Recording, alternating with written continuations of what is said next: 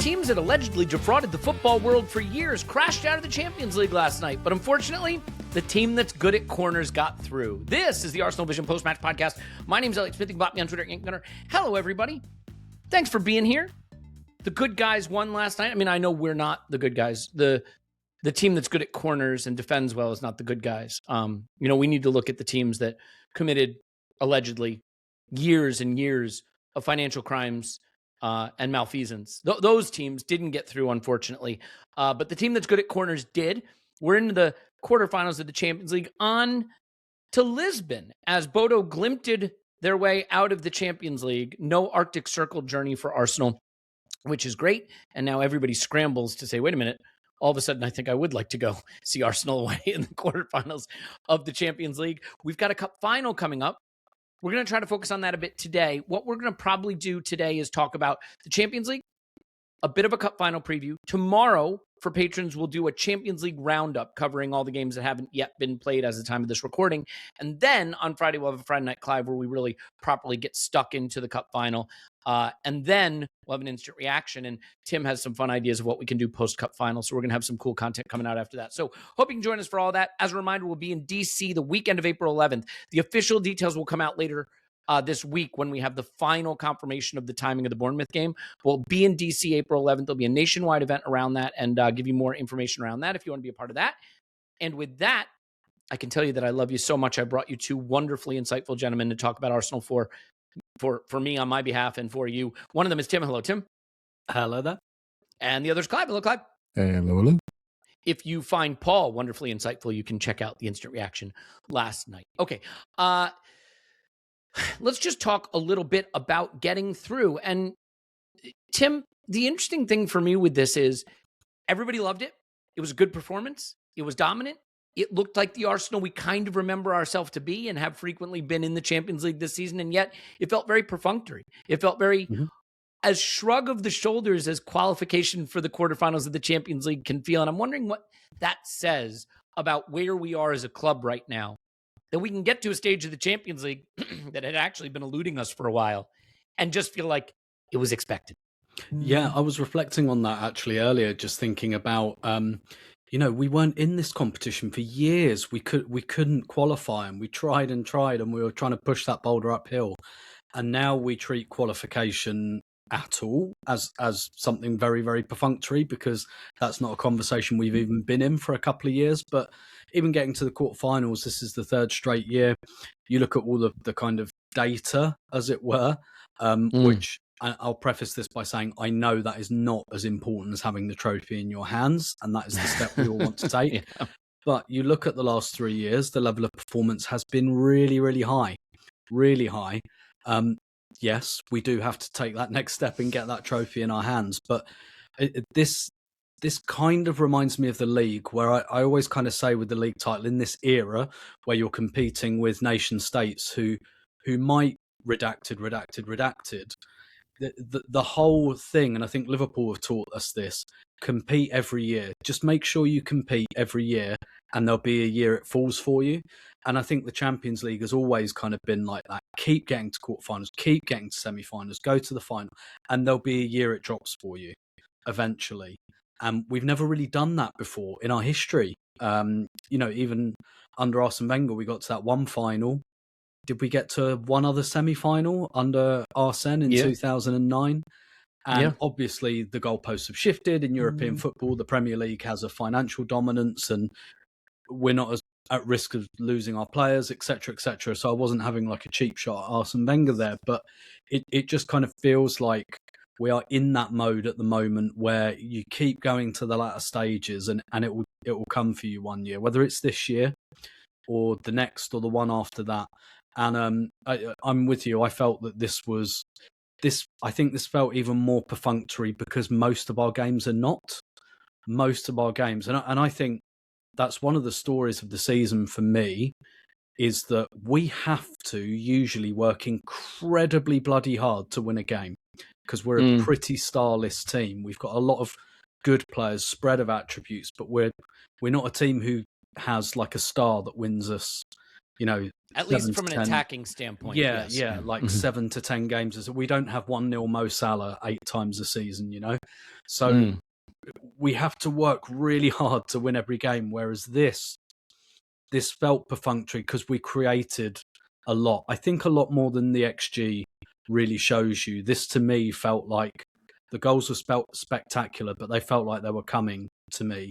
And even in the Everton game, I didn't feel like that. So I feel like something happened on Saturday that felt like a bump, as it were, and it's a question now of how long we can make that last for.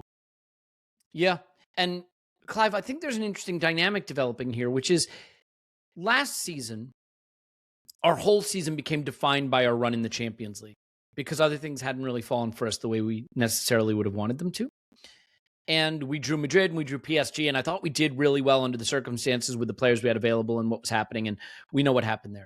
This season, we aren't defining our season by the Champions League because of what else is on offer, and yet we have a pathway that makes this never-before-won competition more accessible to us than maybe it had been previously. And so I wonder how you think about progressing to meet Sporting with a chance to get to the semifinal in this competition and the extent to which maybe it not being the only thing we're focusing on is a positive to help us kind of see it as the next game up instead of our everything, because I think players really measure themselves by the Champions League. I think it's a competition that actually really matters to them, but it's just becoming the next game given everything we have coming up, you know? Yeah, I would argue with that point. I don't think the Champions League is all and everything. I think the league is all and everything. That just could be my personal desires to win the league. Can I ask you, do you think the players would feel that way too? Yeah. I think they're in next game mentality, and you have to be. When you're in 4 competitions, I don't think you can sit there and say, I want to be defined by one. There's a massive opportunity in the Champions League that we haven't seen before. And the nature of how we play really suits cup competitions. It's going to have to take a really good side to beat us over 2 legs, in particular when we've done so well in the league phase, to enable us to have the second leg at home. And the way Arsenal present those match days, they are becoming really nice events, you know, where the crowd is fully engaged, the fireworks pre-game, the whole feeling is really, really positive. And so we've got a really strong opportunity, stronger than ever, really, from honest with you, knowing where we are, knowing how we play, Elliot, if anything, I can't wait till you ask me a question about what we did, play style, etc., etc. I've got it all in my head. Just what we're doing around the game of football with the players that we have and the absolute focus of them in every single action opens up everything. Why would you then say I'm going to be defined by one competition? I think players, from a sporting participation point of view, they want to be at the elite level, and that means you need to be in a Champions League competition. You know? Yeah. And I think that's where we are, and that's where we'll be next year and potentially in the next few years. So we become a destination of choice for many, many people, right? So yeah, I think being in a competition, Elliot, is absolutely fine, but it's alongside the league. This club and this set of players will be judged and remembered for winning either of those 2 trophies. But for me, it's the league. But I can be argued, and it's personal choice to each individual listening. Yeah, I guess it's not so much that I want the Champions League more than the league. And I can make a pretty cogent argument for why the league is more important this season, because I think if we don't get the league over the line, given the position we found ourselves in, a lot of the doubts and questions that have previously been raised will be raised quite loudly and will be harder to rebut this time around. So I would like to win the league, first of all, because it's been too long, 22 years, and also because we've been so close, and I just think if you're also Rans for too long, that can wreck a project. There's other years to go win the Champions League. It's just we've never had a draw like this, and had we gotten this draw last season, I think we win the Champions League. I think, we wind up facing Inter or maybe even PSG in a final and a one-off. I think with nothing else to focus on, maybe we have a chance to win it. But we'll just have to see. Each one of these competitions has to be navigated. We're in no position to throw any of them away now. And that does create a next game up dynamic that can be helpful. because you almost have other outs. You know what I mean? Well, we got this next game, but we're in 3 other competitions. So you can just keep going. What you don't want is to be in one. It all feels like it can go down the drain with one poor result. So I think it's a good position to be in. A last thought just on last night generally, Tim, and then Clive, I've got some big tactical questions for you on what we did last night. I thought there were some really exciting things about our performance. But looking at what happened to City and Chelsea, I mean, couldn't have happened to 2 nicer clubs. At a time when we are being talked about as the villains of football, it is a reminder that Chelsea received a suspended transfer ban and a slap on the wrist fine for years of financial impropriety and fraud, which they self-reported, to be fair. But, you know, the ill-begotten gains of Roman Abramovich invested in that club to win them Champions Leagues and titles. They have admitted to the guilt of what they did, and they got smoked 8-2 on aggregate, lost badly at home. City have not admitted to anything. They've alleged to breach many of the financial rules that govern football. They got smoked at home, going down to 10 men, losing 2-1 and crashing out with a heavy loss to a very mediocre Real Madrid team, I think it's fair to call them. So a nice little comeuppance for those teams. And I wonder how you think about just that moment of Arsenal sweeping through to stay in 4 competitions while being talked about as the villains of football, while the actual villains of football got pretty nicely humiliated in this round. Yeah, let me start by saying I think I use the word punishment advisedly for Chelsea as a disgrace. I think it's an absolute disgrace. You know, I think I've said before on this podcast, I used to work in fraud investigation at the beginning of my career. It is something I care about. It's not just because it's Chelsea, and a consistent frustration is how crime or impropriety or financial impropriety of millions and millions and millions of pounds, when it's committed by people with millions of pounds, people don't care about it.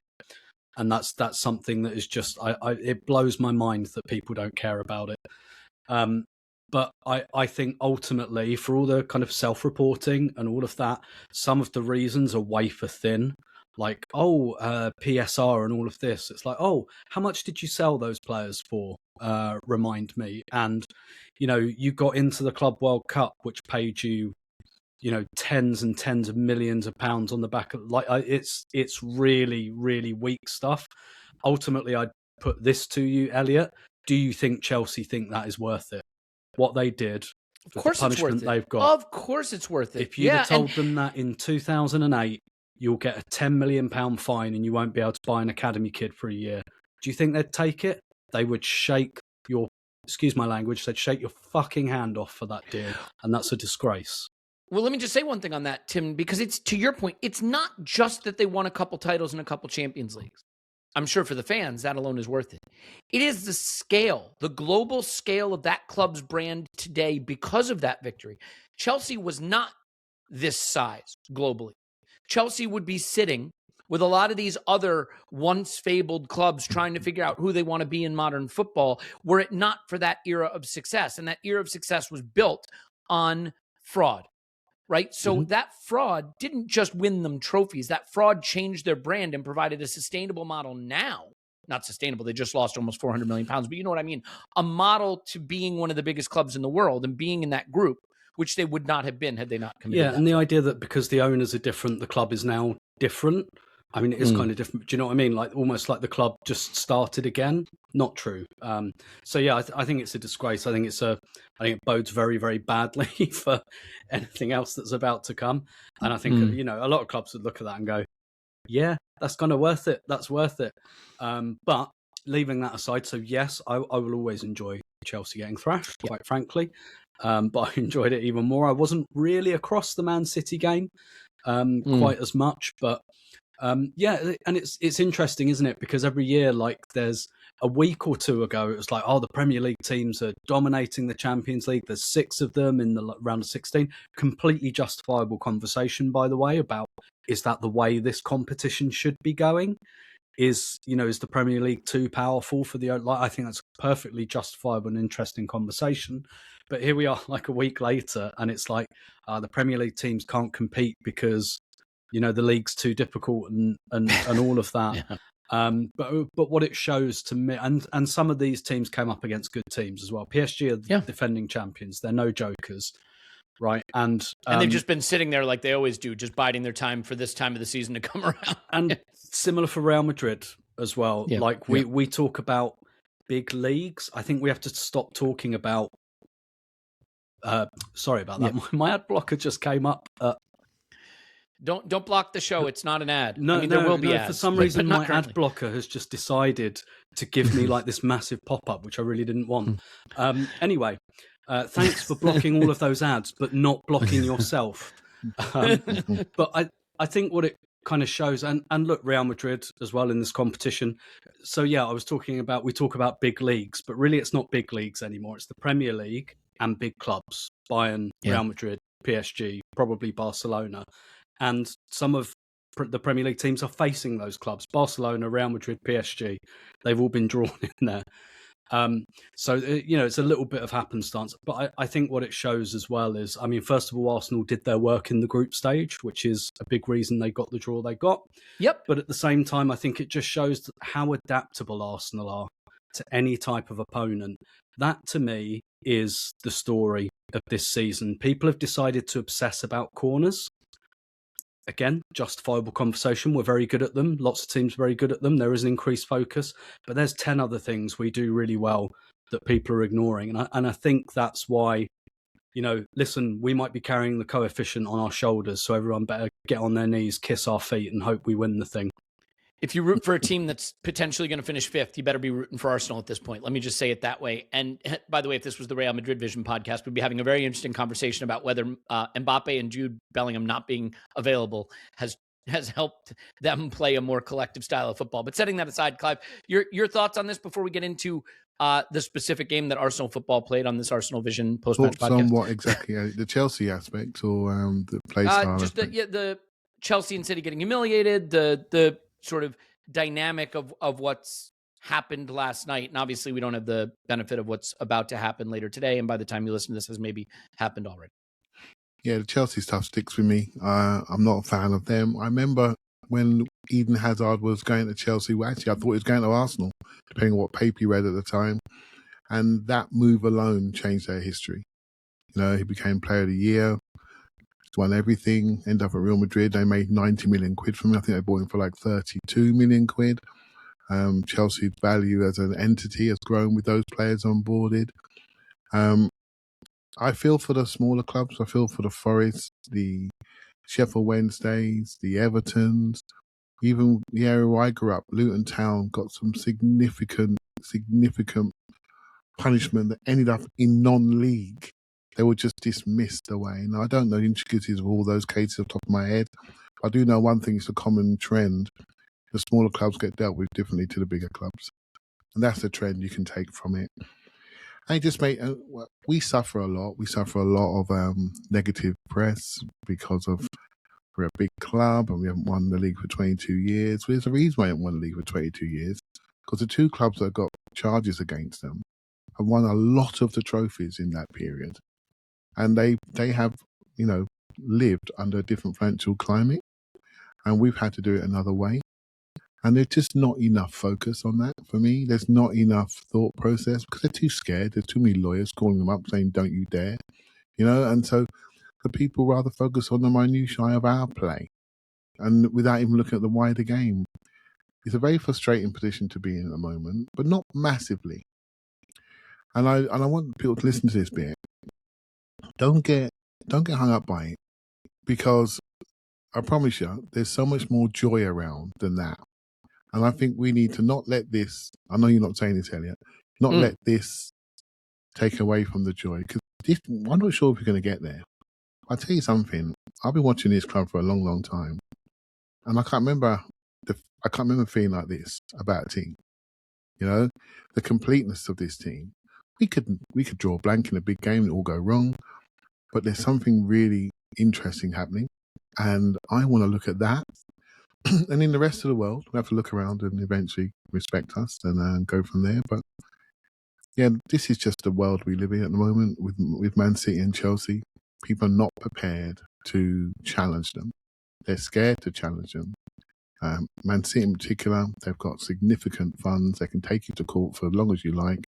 And they can burn your money, which they've already done to the Premier League.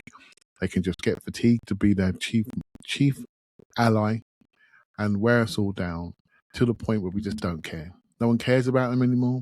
No one cares about Chelsea, what they've done anymore. That moment's gone. Well, I care, and I know Tim, we spoke about this before. Tim's been to those grounds, all those strong teams, and walked out of that ground with his tail between his legs. No one cared about how Arsenal fans are feeling on that day. We're getting smashed around London. Mate, we're beating Chelsea regular now. Mate, we need to do it. We need to keep it going. Keep beating them. Make sure that shift never goes back to where it was. Yeah. Yeah. And right now, it certainly doesn't look like it's going anywhere. And to your point, like, we are approaching a point where it feels like this could become one of the more joyous celebratory seasons, maybe of all time, but certainly in recent memory. And I'm sure as hell not going to let it be ruined because Jamie Carragher didn't say enough nice stuff about us. So, it is what it is, man. I'm going to enjoy it, and we're lucky to have this community because it helps us enjoy it. So, Clive, getting into the game itself, this was a really, really strong performance from Arsenal. Ben White coming in to start was great to see. Leo was fit to start again. And Capier comes back into the starting lineup to play his old team. Gyokeres up front, good, strong lineup and a good, strong performance. And two things that I really noticed about this that I wanted to talk to you about tactically. One, the return of Arsenal's press as a way to generate not just change of possession, but chances. They were giving us the ball because we're so organized. And then maybe a little bit about what Leo's introduction does and the way he comes in and makes the extra man in midfield. Rice goes out wide. There were some really interesting dynamics around where players were playing. And if you think that maybe helps Gyokeres look better, if it helps Eza look more involved, Zinchenko, Zubamendi, who had a great game. So lots of dynamics there. But the press and the positioning of some of our players in midfield was really interesting to me. Anything there that you wanted to cover? Yeah, I think we looked like we had the right technical balance in the team. You have to remember that European football is different. I think your ability on the ball is really important in these games, to manage the ball, excuse me, have change of pace, for example. Yep, agree with that. As he vamps to cover your cough, no problem. Change of pace is really important. The narrowness by which we defend. So when they're going down the middle, right, so we have a turnover possession, we squeeze in from the sides really nicely. I thought Trossard and Saka did that really well. And sometimes when you're in the ground you can see their wing backs on the touchline, you're thinking, oh, come on, should we mark them? You know what? They're further away from the goal. As that ball travels out there, you travel out there. But make sure you protect your middle. I thought we were really, really good. But also when we're looking to expand, we can expand quite close together. So we can go 1, 2, 3, then we go.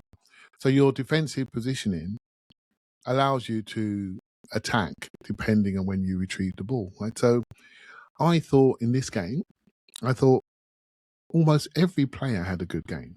And if you close your eyes and say to yourself, okay, what's the Hincapi game? He played it. Same for Trossard. Nice and neat, nice and narrow. Go through the whole team. Every one of them in their positions had that game, which almost is their identity. Ben White had not a charging game, but his passing game was really, really good. Saka had a really strong game, a strong date again. Look at the numbers again. He's really, really high. If whether you like Gyokeres or not, did he have a Gyokeres game? Yes, he did. He got a couple of shots. Look how many sprints he made. Look how much distance he covered. And every one of them had a game that you can look at. Raya, at the moment that scared you, makes a flying save. Every one of them has something in this game. And it's all underpinned by our ability off the ball. Back to your press. The ability off the ball is what separates this team. It's the ability off the ball which separates it from previous generations of Arteta's Arsenal. The first time I saw this intensity and relentlessness close up was the Forest at home game this season, and we were 3-0 up, and you'd have thought we were 3-0 down. The players were charging around trying to get that ball back. It was just relentless. And that is what's so interesting about us. And you mentioned Jamie Carragher earlier, and I have to make this point because I thought he did a fantastic analysis on Liverpool and Monday Night Football. And he's calling out Liverpool's front four. He's calling them out for walking, not pressing. He compared them to last year with certain players in that front line that worked a lot harder and longer there this year. They're not working as hard. They're separated as a group. They're not as compact, and they're 21 points behind Arsenal. They come to the Arsenal analysis, all we want to do is count corners. I'm thinking, hold on a minute. You are literally telling me the opposite of what Arsenal are today. There are no walkers in our team, whether they're playing bad or not. No one walks. Everyone presses. Everyone works. Look at the dual numbers for Saka at the moment. Off the scale. Look at the dual numbers for Trossard, someone who I previously called weak, who wasn't interested outside the game. Look at the dual numbers for Eze. Every one of them is upping it off the ball and it's creating an on-the-ball game, which is very transitional quite quickly. We do not need to own the football to own the game. And I'm sitting there in my seat thinking, we ain't got the ball, but I'm all right. Because everyone's standing in the right place. And when we go, and we press and we go and get it off them. We press as a unit. It is slick. It is absolutely slick. It's the sort of game that could travel anywhere. If you have those principles, you can go anywhere in the world with that and challenge a team. In the end, I felt we overpowered them, overcame them, outrun them till they were discouraged and started losing patience and picking the ball forward, because our press and our compactness and our recovery running lines and our ability to just spring into shape really, really quickly offensively, basically, Elliot, just overcame that team until the gap was significant. And I will give them praise. I thought they were organised and decent, at a decent exit, but they ran out of puff, mate. They couldn't keep up. Yeah. I mean, they'd conceded just 9 times in their last 14 matches with 7 clean sheets. It's an organized team that has found their rhythm of knowing how to play defensive football, good organized defensive football. But if you ask the Leverkusen boss, Kasper Hjulmand, what he thought of his side's performance, he said, in the first half, we made too many mistakes in our buildup. Arsenal put a lot of pressure on us. I mean, that really is what I think starts to unlock this game for us, right? Is that off the ball pressure. I do want to continue with you, Tim, before we get into some of the individual moments on this idea, though, of how we're using players differently, because we've seen the Gyokeres and Martinelli combination not always look particularly good, especially with Nkapie on there as well. In this game, it was Leo, and at times he was in our half, picking the ball up off of Zubamendi or off the center backs, while Rice was out on the left-hand side and Nkapie was up the pitch. And I do think that, first of all, creates complexity for the opposition on who you're going to follow if you're trying to go man-to-man, or if you're trying to maintain your positional discipline. But it just seemed to make it, I think, simpler for certain players. I think it clarified things for Zubamendi on where his next pass was, where he needed to be. I think it clarifies things for Gyokeres, right, who doesn't have to try to combine. He can focus on his runs. So what do you think of that? The dynamic of, Clive talked about the right technical level on the pitch, the technical players that were there. I really thought that was noticeable from an on-the-ball standpoint, as opposed to, the excellent work we did off the ball. Yeah, I think there's so many elements of this game that are so interesting. I think, first of all, we got a good look at them in the first leg, and it makes me wonder about some of our Premier League games this season. If like Forest, for example, in January, we get a second leg against them a week later, where we've had a chance to really dissect how they defend, the places they go and all of that, and see what we could do to teams when we get like a second chance, a second leg. I think there are a lot of things that were quite deliberate, obviously, about the starting lineup. Leverkusen, they remind me a lot of Villa, when Villa are good under Unai Emery, like lots of centrality, lots of lines of pass. They have almost that kind of 2-2-2 kind of shape with the wing backs on the outside, so that they can, they don't really play with wingers so much. And that caused us trouble last week. They had 3 lines of pass, and I actually didn't go to the game. I gave the ticket to my wife, and so I watched on TV. And on TNT, Karen Carney did a really good analysis of how Leverkusen gave us problems in the first leg, and quite often it would be, there'd be Leverkusen play with the ball, and straight line there'd be 3 of them. And we're kind of not really used to that in the Premier League, but I felt like we were ready for that this time. And I felt, for example, the selection of Nkapie, it felt to me like Nkapie and Saka, you guys get out on the touchlines, make the pitch nice and wide. Ben White was coming in quite a lot. Obviously, Trossard was coming in. It's quite interesting that Trossard didn't start against Everton, did he? Have I got that right? Was it Martinelli? Yeah. So we played Calafiori, because he's going to come in field, and Madueke is going to play on the outside. Whereas this game, Trossard's going to come in field, so Nkapie played probably like he did at Leverkusen as a wing back, really on that touchline. And he was superb, by the way, particularly defensively as well at the moment. And so it just felt to me like we had Saka and Hincapié nice and wide. And then it just felt to me we were a bit like, if you guys are going to bunch up the middle, we're going to bunch up the middle too. And our players are better than yours, basically. So you won't find superiorities. You won't find overloads. We'll match you up and our players will beat your players. And it's that simple. And I felt what really impressed me about this game was because this is exactly how I expected the tie to go, right? I thought the first leg would be tight, nervy, maybe 1-1, maybe we get out there with a 2-1, but that we'd deal with them at home.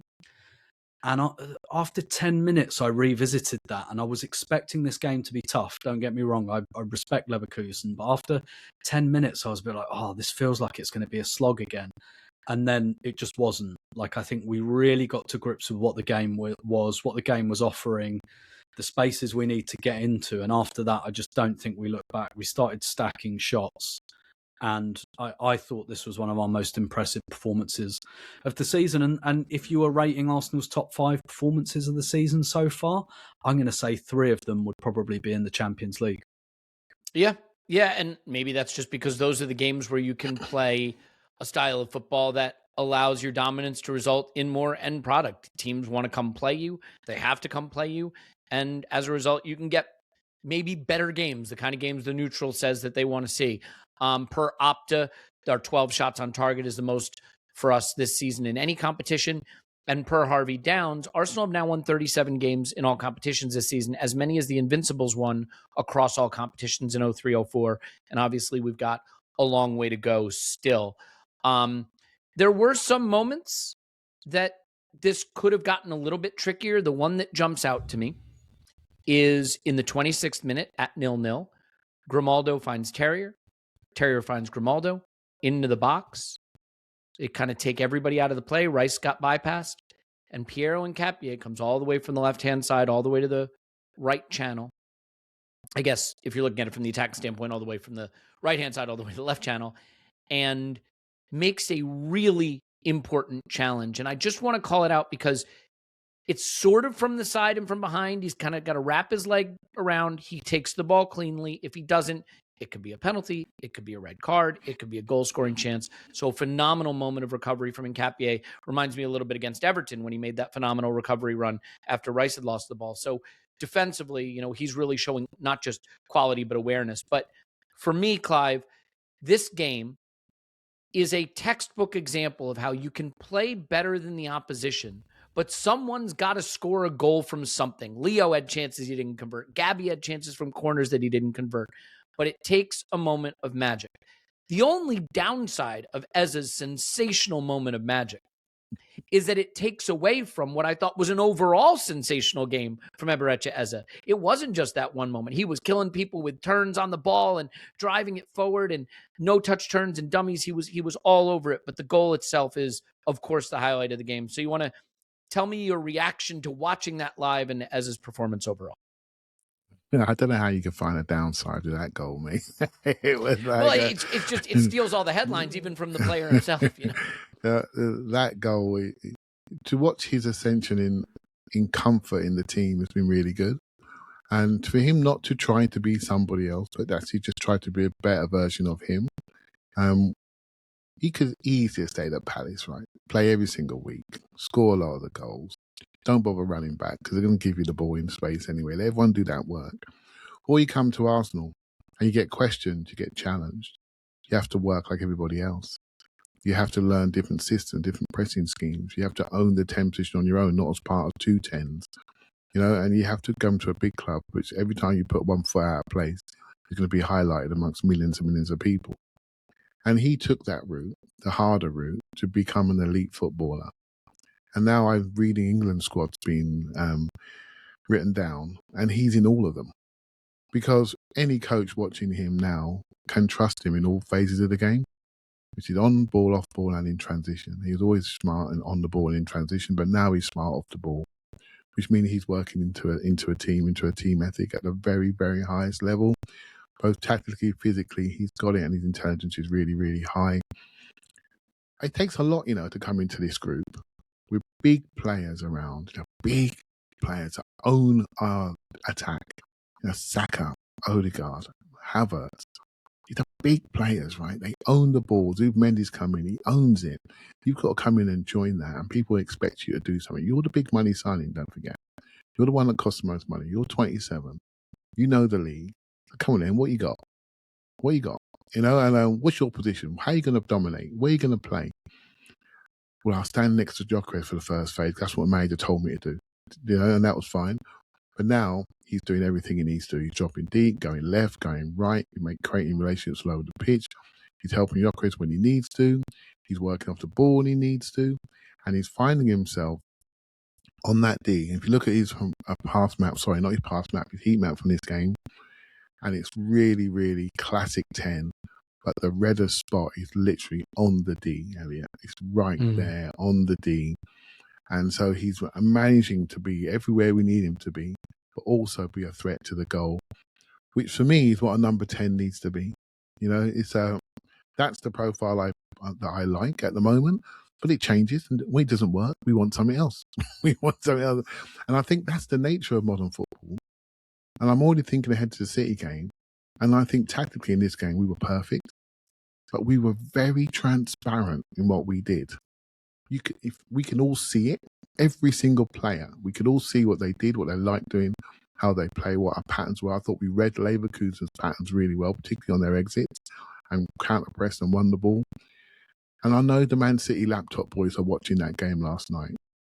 And even though I loved every bit about it, I think we have to make changes for the weekend.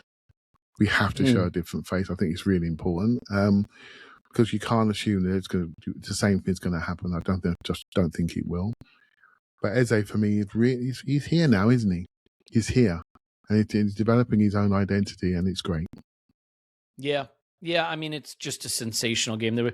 There was the moment where he takes the ball and sort of spins away from Tapsoba, and just a beautiful moment there. The ball winds up with Saka, and there could have been a chance there. There was the other one where he drove all the way into the box. I think he should have played in Saka that time, but decides to keep it on his left, and his shot gets blocked at the last minute. Even that's good though, Elliot, isn't it? That he's not deferring. And he's taking that shot, and after that, I think he had to go off, didn't he? I thought, what's he done? Did he kick the floor or something? But he had to go off. He says he's okay, by the way. Yeah, he did.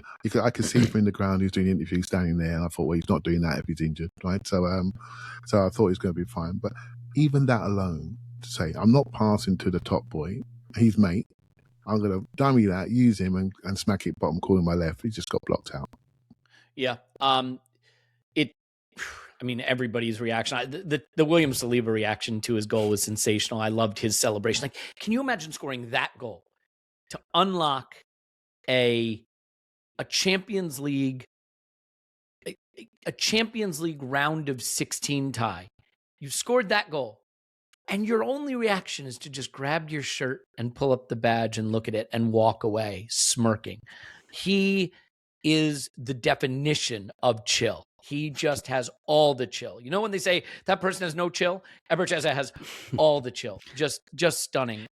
It's funny, I watched him again because I was watching on TV. I watched when they were walking out for the second half, and obviously the camera was on him, and he had a real stride on him. There was a bounce in that step, and it reminded me a lot of, I don't know if you saw this clip, it was really funny, but on Sky, they asked Daniel Sturridge, as a kind of joke about the Max Dowman goal. They were like, how would you be walking into school on the Monday? And he kind of just like, he actually acted out the walk he would do. And like Eze kind of looked like he was doing that. It was like almost catwalking. It was like, okay, yeah, like to borrow your phrase, Clive, he's arrived. And not just because of that goal. He had several shots on Saturday. He has a volley a couple of minutes earlier, which is low, which was on its way as well, but that was blocked. I mean, I think if he'd have done this volley for that first one, he'd have taken someone's head off. I think it was just as well that there was nobody in the way. Otherwise, there'd be a Leverkusen defender's severed head sitting in someone's back garden in M5 at the moment. But it feels, doesn't it, like him and Gyokeres, I know we'll probably come on to talk about him, they feel like part of the team. now, it doesn't just look like when I say they're standing there, I've never questioned the effort of either player, but it's not like we're waiting for maybe them to do something or maybe a shot will come. Like, we're not waiting for things to happen for them or to them.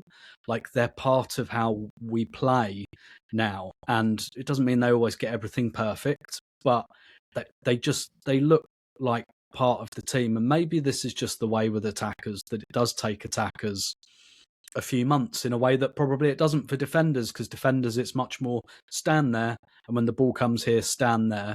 Whereas with attackers, there's rotations, different teams do different things. And but with Eze, you guys have talked the last couple of podcasts about the need for a hero at the moment. Is someone going to pick this thing up and win us a couple of these trophies? And I'm not saying Eze definitely will, but he's well placed at the moment, isn't he? Yeah, and I mean, there is a lot of data, by the way, that shows that Eze has been a second half player in his career, and that during the run-in he gets hot, which would be even better for us. The reactions to his goal were sensational. Obviously, William Saliba went nuts. Trossard, it's an amazing goal. You can see his qualities as well in and around the box. The way he takes that shot with a lot of confidence and how it goes in. It's one of those goals you only score, I don't know, maybe once or twice in your career. So credit to him. Eze on his goal, quote, "I don't know if I could dream of scoring a goal like that, to be fair. It was a good goal. I just saw the opportunity to shoot, and I'm thankful to God that it worked today. It's a special goal for sure, and I'm going to remember it for a long time. Hopefully it's the first of many in the Champions League for me. I'm going to be watching this one for a long time." It was really, really stunning. A bit reminiscent of Thierry Henry's famous goal against Manchester United, of course. That's been referenced. The way it flies in, the speed that it flies in with, that gives the keeper no chance. Just so impressive and a phenomenal all-around game. And yet, despite that stunning goal, the UEFA Observer did not award Eberechi Eze the Man of the Match award, because he awarded it to Declan Rice, Clive. And Declan Rice scored a goal that I think is Declan Rice summed up. It's a ball recovery where he's quick off the spot to see where the ball's going, uses his athleticism and his instincts to get to the spot, get the ball, take it down, uses his technical level to get it under control and pass it in, just about shaving the post on its way in, inch perfect. It's a beautiful goal, but it's just a Declan Rice game. His corner delivery was good, as was Saka's, by the way. His pressing was elite, his defensive recovery, and he scores a goal like that. So he winds up Man of the Match. What are your thoughts on Rice's performance? Yeah, he's all right, isn't he? He's not bad. But for what it's worth, I don't think he's been at his absolute best recently. So this was really, really nice to see. Like I say, almost every player had a really, really good game. True. Yeah. If you look at it in units, right? So I've got to mention, I thought him and Zubimendi were excellent in this game. I thought the way they manipulated, I thought the whole midfield three that could be the best I've seen, the three of them. The way they interlinked, the way they covered for each other, the way they all worked off the ball, but on the ball they were really silky under carrying for Zubimendi and Rice. Rice always does it, but Zubimendi hasn't done it lately, and people have been after him. I just keep my mouth shut, really, because the manager keeps picking him, and I just let other people get there when in their own time, So, because I think he's absolutely critical to what we do, and so Rice does his stuff. He does his open play stuff you can just see. You can't miss him. He does big strides, big intervention, momentum changer. Exactly what you need in a game. Crowd can see him. Hincapie's got a bit of that. Big space, big tackle, big run, big cross. It's all big. You can't miss him, right? Cult hero stuff. You can see that. Right? The players are a bit more intricate. You maybe take a little bit longer to view. But, if you look at the data around these two, I will talk to both of them. I just can't help but they were classic double pivot in this game, and the shape of the team was that box down the middle a little bit with Trossard inside, with Eze inside. Gyokeres and Saka as your forwards, really, reference point, in different types of reference point. Saka as a standing target, hit me in my feet, or hit me off the angle on the side. And then Gyokeres being a running target, but also a post-up target. You got your two forward reference points, and you have your ballers in the middle of the pitch. And Rice just interlinking it all, being the glue to the team, gives you a level of security. Sometimes, when he rests at it, he rests in a position that protects the team. When he goes, he goes. He goes wherever he likes, knowing that other people will cover for him. So he has got a framework to be the player he wants to be. And I know people want to see him in positions where he can defend and do big defenders so we can do more attackers. I actually thought the framework for this team in this game is underpinned by Rice and Zubimendi and the two centre-backs, and I thought it's a great example of the four of them working together. But obviously Rice, I think sometimes on these big charges he's through, when he's driving through, he's always looked to lay it off. Sometimes he dummies and checks it off to a Trossard and things like that. And I've often felt in my seat, mate, just shoot. And on this one he shot. And there's more goals to come. And when that happens, there'll be no individual trophy that he can't have if you start scoring a little bit more, and because he's got everything else in his game. Yeah. I still think that teams win big things because they have a great team and great tactics, great management, right? A little bit of luck, all that, stay fit. But it's also because they usually have a couple globally elite levels of talent. And those globally elite levels of talent propel them to something special. I think we have that in Saliba. I think we have it in Gabriel. I think we have it in Saka. I think we have it in maybe Eza. There are players that have it, but maybe the one above all of them is Declan Rice. He has the capacity to be the best player in a game at the best level. And there is just really no getting away from that. Mikel Arteta, when he arrived, called him a lighthouse player. And he has lived up to that and more so. I mean, he has made that comment make sense through the way he plays. I do want to touch on Ben White. I think his return is important. We can talk a little bit about a couple of little moments in this game. Victor Gyokeres' performance is worth a chat too, I think a little bit more, especially in light of the fact that he's now going to go back to Sporting Lisbon. Well, not on a transfer, just for the next round of the Champions League. And we have to look ahead to the Cup final. So all of those things still to come. But how could you enjoy those things if you did not know the correct brands to provide your business and to improve your life? And of course, we're going to tell you those things because we love you and we care about you and we want you to be in a good place. And so we start with Factor Meals.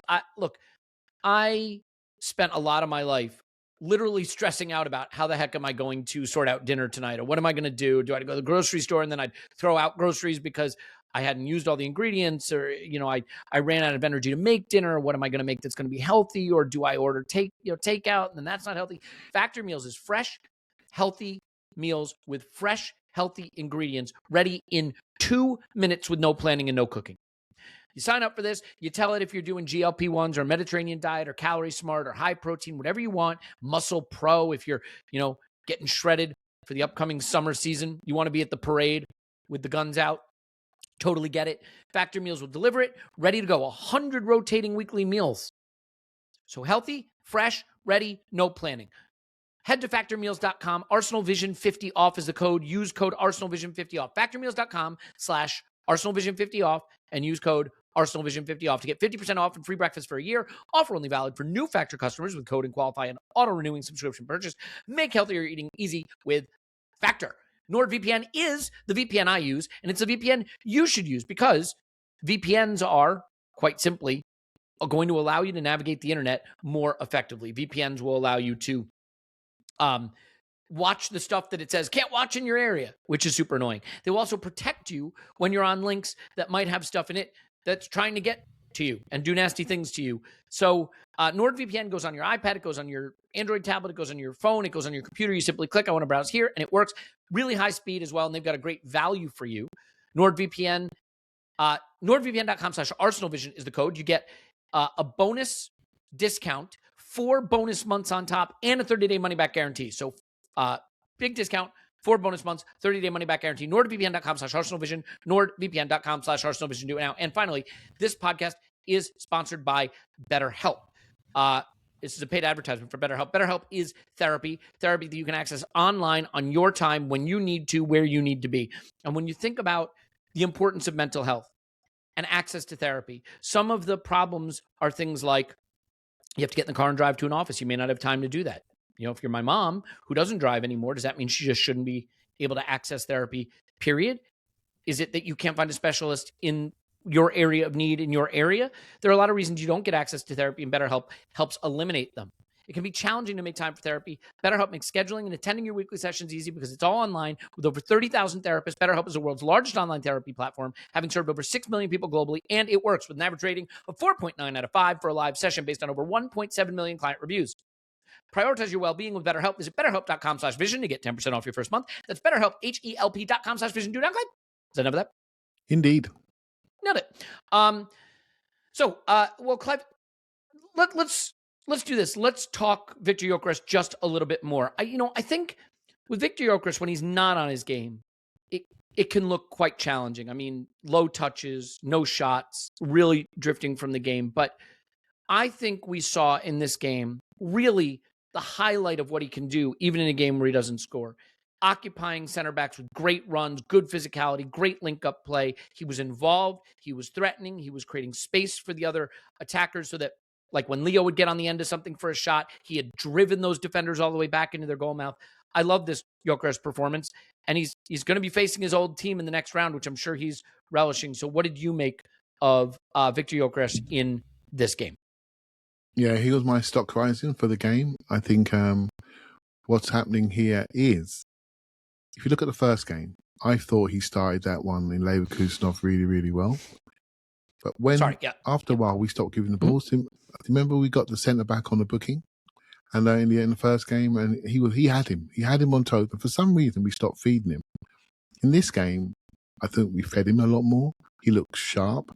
He looked quick. I think he knew he had those centre-backs and he wanted to run them. And I've also had a very good view of Ben White's. I think Saliba tried a couple over-top curlers and went a bit straight. Sometimes you can see the trajectory from North Bank end. But Ben White had a lovely curling pass so that he curled it out to come back in. Gyokeres got on the end of it. And I think once he can see his role and we start playing to him and didn't ignore him, I think he was really, really quite good. So I thought he massively took hold of people, took hold of their centre-backs. But I could sense a relationships, Elliot, with the team.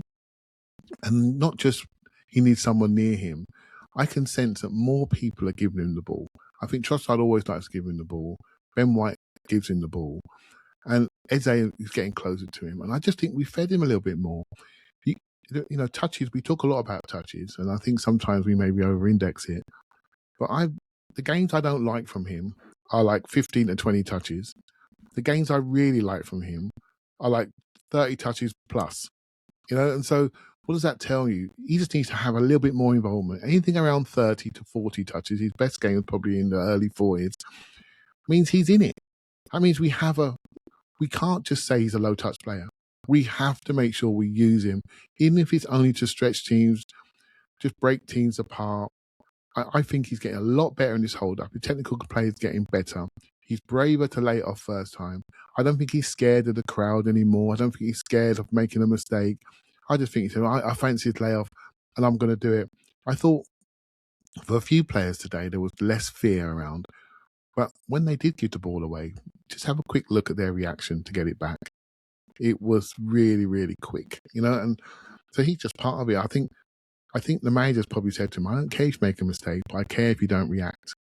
And so that's taking the fear out of his game for me. And I thought he's one of his best games. I did hear from before he came that when he knows he's got somebody, he's really, really effective. When he knows he's got the physical on them, I think he knew it in this game. But what we've done in the last few weeks with him is that he's had Kai Havertz there. And Kai's allowed him to sit down on occasions. And he's looking fitter and fresher and sharper. This was always the plan. The plan. But now we can see it in fruition. And dare I say, Elliot, should I say these words? Same. I'm going to say it. Are we peaking? Mm. Are we peaking?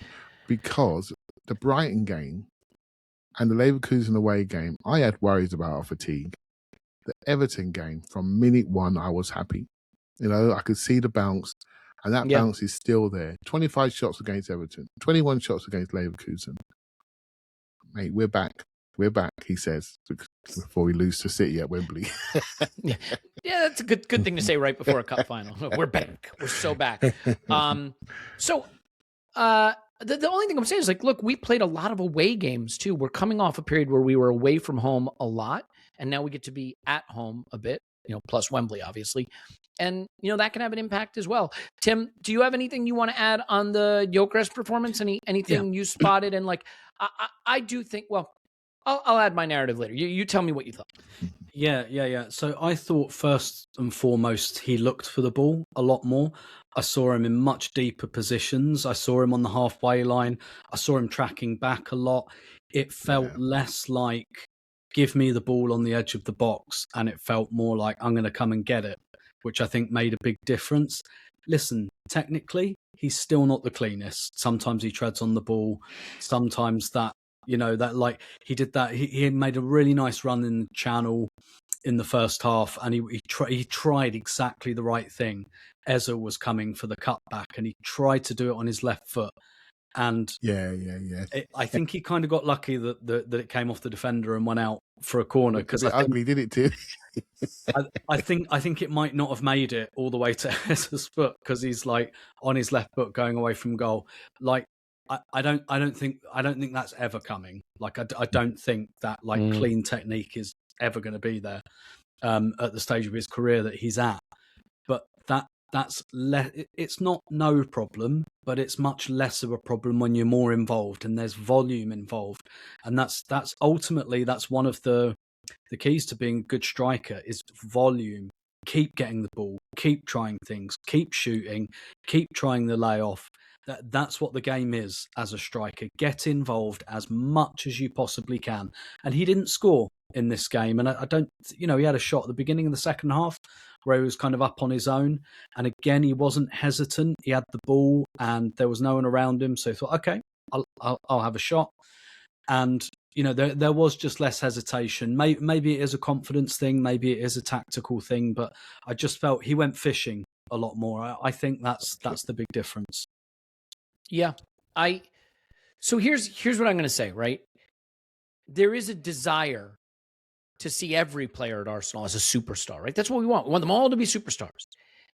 And sometimes I think that desire to want to see that can color our analysis and take it a little bit away from objectivity. And my objective analysis, which by the way may not be right, it's just my objective analysis, is that this player is doing really important, good stuff for us this season. I think realistically, if Kai had been fit, he would have been able to share minutes and play some of the games, and Kai would have played others.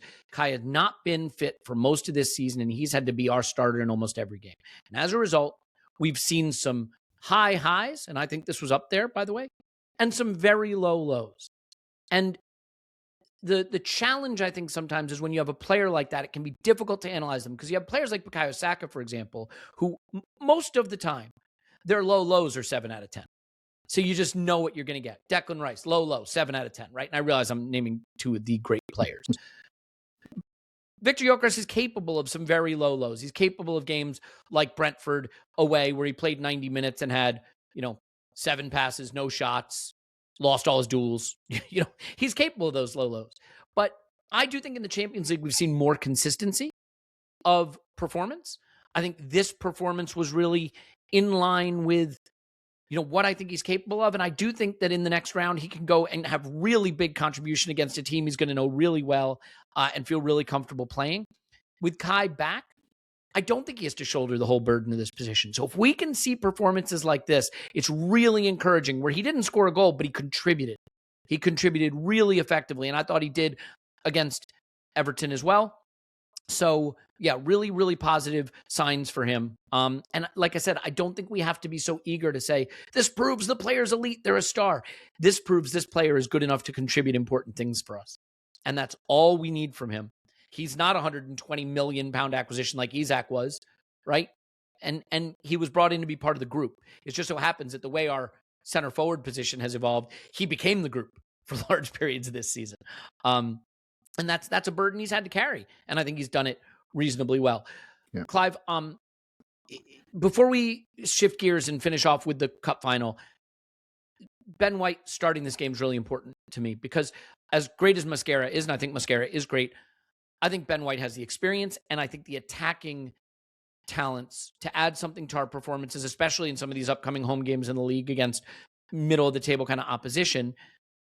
The fact that Mikel trusted him in a must-win game to start and be able to trust his body and trust his performance, I think is important.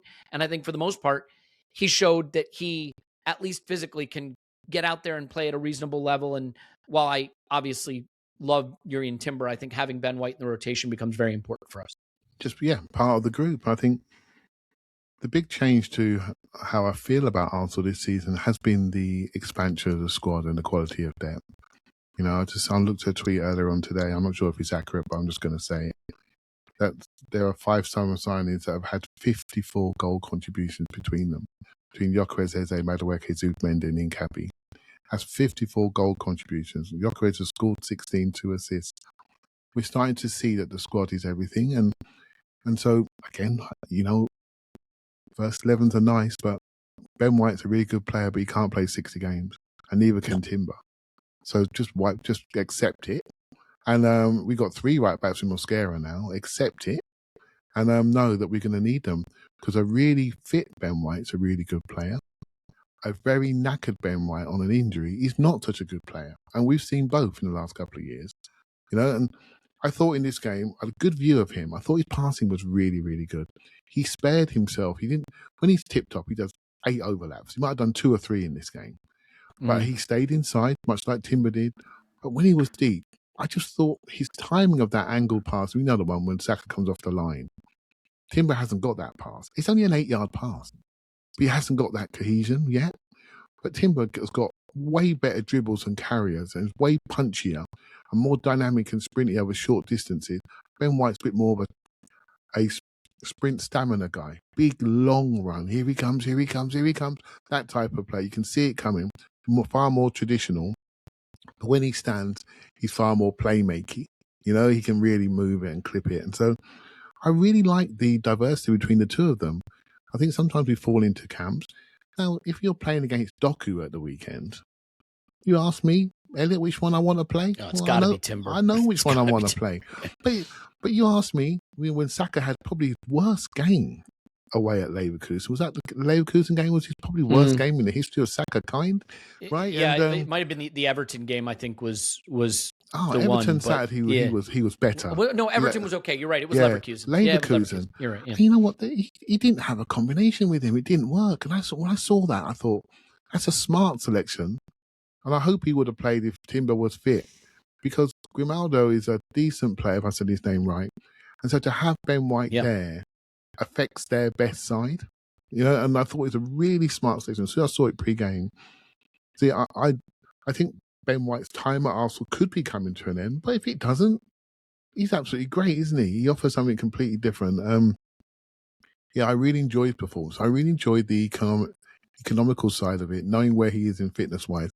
They got him out there before he twanged and brought someone else in, which was really, really smart. I thought the substitutions in this game were superb again.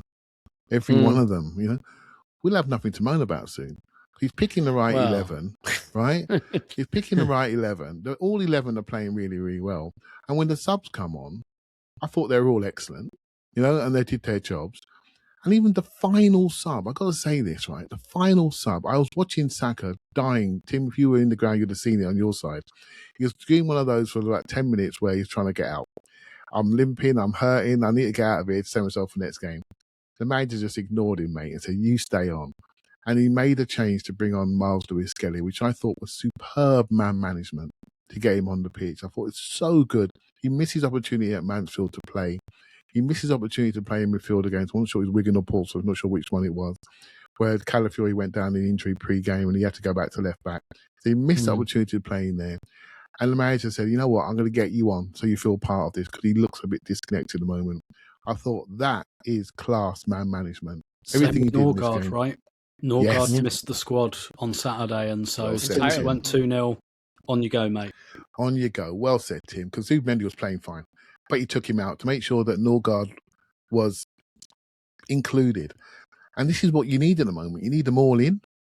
You know, I'm not selecting no teams, mate. As long as they're all in, because we've got so many games ahead, so many competitions, hopefully, that we can need every single one of them to bring their best game. But you can only do that if you feel emotionally involved. And at this moment in time, me and Tim talk about it to the women's team, or we did early in the season. Every one of these players are active and involved. Every one of them. Yeah, including David Raya, by the way, who got the chance to make one spectacular save late that could have made this just that little bit nervy. I mean, the good thing is we got to make subs with an eye towards the cup final at the weekend, around 70 minutes, left some players on, of course, but got some players off. But if David Raya doesn't make that save, then all of a sudden, you know, you've got not necessarily your preferred group out there. And if something goes badly wrong, you're heading extra time with them. So it was a really good save. I did have to laugh, though, because I had talked a little bit about is Raya starting to flap a little bit. He did have the one where he flapped and it went off Saliba's knee, and time seemed to stop for a second as it just crept up over the crossbar. Did you see the one, Elliot, where I didn't see it, but Tim, you was at home watching on TV, when he came out the edge of his area, went to roll it out, but maybe he was out of his area? It was a handball. Yeah, it was definitely a handball. I didn't see that in the ground. Yep, it was a handball. So, you know, swings and roundabouts with keepers. It's always swings and roundabouts. Just don't get sent off in a Champions League final, and I'm behind you all the way. Please don't even say it. Why did you say that? That's the sort of thing my mate Trev, who sits next to me, says. I agree. A couple of things here, by the way. I do think Sporting getting through is helpful, not because I think, you know, Sporting are worse than Bodo Glimt. I think we should be better than either of them. That's just my candid observation. But I do think it's better to go to Sporting Lisbon than to go to the Arctic Circle. You think? Right before going to the Etihad. So I do think that's positive. So we're actually going to stop there. We have a cup final preview coming for you on YouTube. That video will be up shortly, so I hope you will watch that. But if you want to jump on to the Patreon, we'll have a Champions League review coming for you tomorrow. So it's all happening. There's lots of stuff, and we would love to have you for all the stuff. So until then, we love you, and we will talk to you after Arsenal 10 City No.